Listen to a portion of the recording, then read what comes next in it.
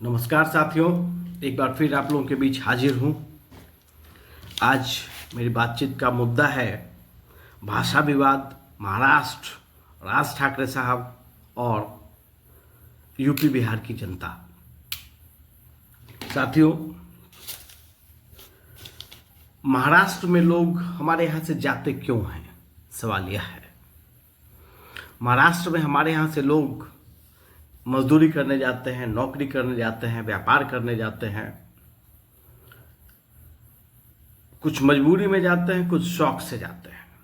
ऐसा नहीं है कि महाराष्ट्र में तमाम गरीब बिहारी ही चले जाते हैं, ऐसी बात नहीं है। और अमीरों की जनसंख्या हमेशा कम होती है। अब ये जो यूपी बिहार के मजदूर जो वहाँ जाते हैं, उनको बुलाया भी तो जाता है।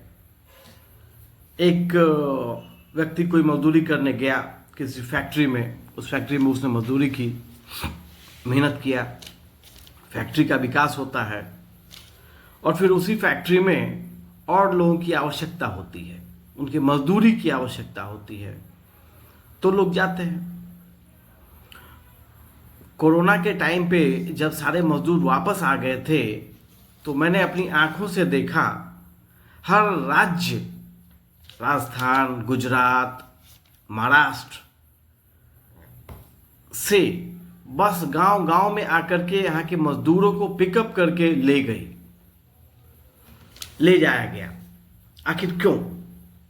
आपको उनकी आवश्यकता है, तभी तो वो आपके यहाँ जाते हैं, पहली बात।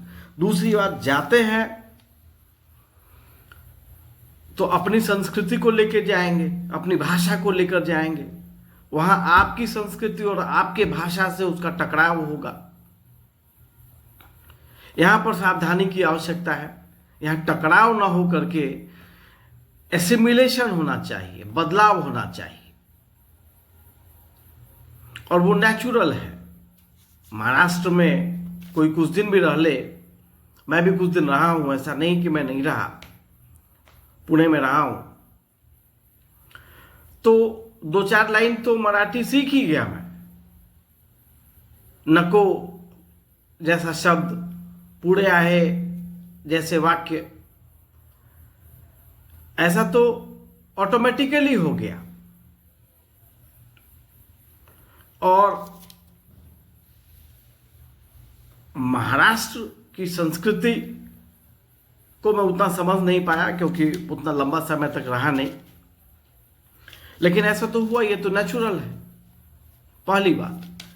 दूसरी बात, कहीं कहीं टकराव की स्थिति होती है, वो नहीं होना चाहिए, वो दोनों पक्षों की ओर से नहीं होना चाहिए। आम जनता आपस में लड़ेगी, आम जनता आपस में सहयोग करेगा एक दूसरे से, आम जनता एक दूसरे के लिए कभी कभी खड़ा होगा, लेकिन जो बड़े लोग हैं महाराष्ट्र के, जैसे बार बार राज ठाकरे साहब आते हैं भाषा विवाद पर, सांस्कृतिक विवाद पर, उनके इस सांस्कृतिक क्षेत्रवाद का मैं समर्थन करता हूं। आपको अपनी सांस्कृतिक विरासत को बचाकर रखने की, उसको बढ़ाने की अगर लगन है तो यह अच्छा है, इसमें बुराई नहीं है, यह स्वागत योग्य है, यह होना भी चाहिए। लेकिन इसी में आप मिलिटेंसी पे चले आते हैं, यह गलत है। कम से कम जो टॉप क्लास के लोग जो वहां बैठे हैं, उनको एक गार्जियन की भूमिका अदा करना चाहिए। अब बाला साहब ठाकरे जी जैसे शख्स बाहर निकल के गरीबों को, ऑटो रिक्शा वाले को, मजदूरी करने वाले को अगर सीधा करने लग जाते, तो मैं नहीं समझता यह बाला साहब ठाकरे जी के कद के हिसाब से बात होती। अब राज ठाकरे साहब उनके भतीजा हुए, पुत्र समान हुए। भैया, आपसे भी ये उम्मीद नहीं है, आपसे उम्मीद है कि आप लोगों को आश्रय देंगे, आप लोगों को बचाएंगे, आप लोगों को एकजुट करेंगे, लोगों को विभक्त नहीं करेंगे, विभाजित नहीं करेंगे। लेकिन हो उल्टा रहा है। उत्तर भारतीय या पर प्रांतीय वोट बैंक आपसे नाराज है, क्योंकि कभी कभी उनकी पिटाई होती है, बेइज्जती होती है, उनको कई परेशानियों का सामना करना होता है। ये गलत है। कोई आपके यहाँ गया है, उसको परेशान किया जाए चूंकि वो बाहरी है, या अनुचित है, या स्वागत योग्य नहीं है। रही बात महाराष्ट्र की भाषा और संस्कृति, तो इसको प्रमोट करने के और भी उपाय हैं। मारपीट के अलावे और भी उपाय हैं। महाराष्ट्र नवनिर्माण सेना के जितने पदाधिकारी हैं या जितने एक्टिव मेंबर्स हैं, उन तमाम लोगों को मराठी भाषा सिखाना शुरू कर देना चाहिए अपने अपने लोकेलिटीज में। परप्रांतीय लोग वो आपके यहाँ जाएंगे, आपसे भाषा सीखेंगे, आपसे उनका इंटरेक्शन होगा, तो आपका वोट बैंक बढ़ेगा। अभी की स्थिति में भारतीय जनता पार्टी का वोट बैंक बढ़ रहा है।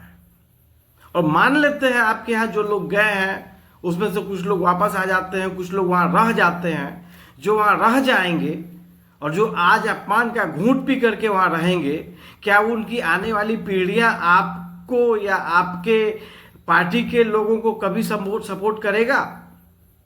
कभी नहीं करेगा। तो एक तरीके से आप अपने आने वाले भविष्य के लिए, या यूं कहें अपने बच्चों के लिए, एक प्रमाणित दुश्मन पैदा करने का प्रयास कर रहे हैं, जो कि गलत है। यह कहीं से भी विवेकपूर्ण कदम नहीं है। जो उत्तर भारतीय वहां रह जाएंगे मार खा के, भाषा सीख के, अपमानित होकर, अगर मान लेते हैं 100 में से 30 रह गए, 70 वापस चले आए, तो वो 30 क्या आपके होंगे? वो भारतीय जनता पार्टी के होंगे। और रही बात जिस मराठी लोगों की आप बात कर रहे हैं, मराठी मानुष की आप बात कर रहे हैं, मराठी अस्मिता की आप बात कर रहे हैं, तो क्या वो सारे के सारे मराठी आपके साथ ही है? अगर ऐसा है तो भारतीय जनता पार्टी का सीट बढ़ क्यों रहा है? ऐसा है तो आपकी सीटें घट क्यों रही है? ऐसा है तो आपका खाता क्यों नहीं खुल रहा? ऐसा नहीं है। एक तरफ भारतीय जनता पार्टी का जनाधार बढ़ रहा है, मराठी लोगों के बीच बढ़ रहा है।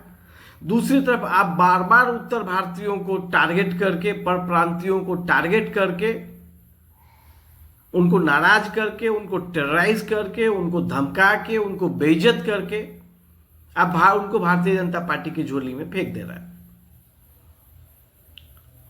यह विवेकपूर्ण कार्य मुझको तो नहीं लगता। बाकी आपकी इच्छा है, आपकी जिंदगी है, आप बड़े लोग हैं। बाला साहब ठाकरे जी को हम लोग भी पसंद करते थे। बचपन में उनकी फोटो उनका अखबार से काट के रखा करते थे, उनकी नकल किया करते थे, रुद्राक्ष पहन के टहला करते थे। अपने स्टूडेंट लाइफ में जब तक दिल्ली विश्वविद्यालय में पढ़ा, मैं रुद्राक्ष पहनता था और मेरे अंदाज बाला साहब ठाकरे जी वाले अंदाज ही हुआ करते थे, जिसका खामियाजा मुझे भुगतना पड़ा। कई बार कई लोगों से एटीट्यूड का प्रॉब्लम आज तक होता है। जो बाला साहब ठाकरे जी को पसंद करेगा उसका एटीट्यूड उन्हीं के जैसा होगा। खैर, वो अपनी जगह है, लेकिन मेरा आपसे नम्र निवेदन है कि पॉजिटिव स्टेप्स आप महाराष्ट्र की संस्कृति को बढ़ाने के लिए लीजिए, जिसमें कि पाठशाला, जो शिवसेना उद्धव बाला साहब ठाकरे जी के प्रवक्ता ने कभी कहा था, आनंद दुबे ने, कि हम पाठशाला चलाएंगे, आप घबराएं नहीं। तो वो पाठशाला आप क्यों नहीं शुरू कर सकते? वो मन से क्यों नहीं कर सकता? कर सकता है, लोगों से जुड़ सकता है। आपका चरित्र, आपका व्यक्तित्व ऐसा होना चाहिए कि लोग आपके दरवाजे पर आने के लिए लालायित रहें, परप्रांतीय हो या महाराष्ट्र के लोग हो या कोई हो। लेकिन अभी आपका चरित्र और आपका जो रूप है, रौद्र रूप, इस उम्र में अब आप सीनियर सिटीजन में आ चुके हैं। You are not a youngster. आपका बेटा अब मार्केट में है। उसके क्रोध को बर्दाश्त करने का प्रयास दुनिया को अब करना चाहिए। आपके क्रोध, अब आपके क्रोध करने का समय गया। Now you are a guardian of a family, big family. इसलिए आपसे करबद्ध आग्रह है कि परप्रांतियों के साथ अच्छा व्यवहार रखें।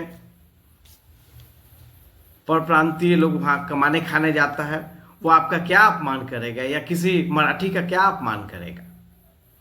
ऐसा नहीं हो सकता। और कोई करता है तो उसके लिए प्रशासन है, बहुत सारे तरीके हैं, उसको बाइकआउट किया जा सकता है। मारपीट हमेशा उचित नहीं है। अगर संभव हो तो मेरे सजेशन को आप मानिए, नहीं अगर अच्छा लगता है तो कोई बात नहीं है, कूड़ेदान में फेंक दीजिए मेरे सजेशंस को। धन्यवाद।